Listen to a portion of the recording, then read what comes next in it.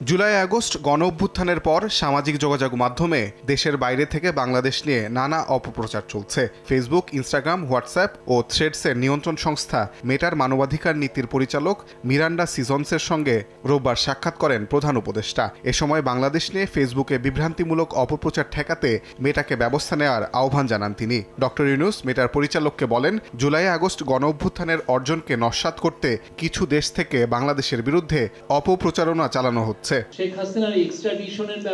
এদিন সন্ধ্যায় রাজধানীর ফরেন সার্ভিস একাডেমিতে প্রধান উপদেষ্টার প্রেস সচিব জানান, বাংলাদেশের সার্বভৌমত্ব হুমকিতে ফেলে এমন যে কোনো অপতথ্য মেটার নজরে আনবে সরকার। ভালনারেবল পিপলের এগেইনস্টে কোনো যদি মিথ্যা নিউজ ছড়ানো হয়, অবশ্যই আমরা তাদের নজরে আনবো।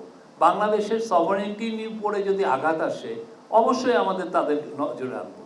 এদিকে সোমবার ঢাকায় আসছেন ভারতের পররাষ্ট্র সচিব বিক্রম মিশ্রি। তবে শেখ হাসিনাকে ফেরানোর আহ্বান এখনই জানানো হবে না ভারতকে।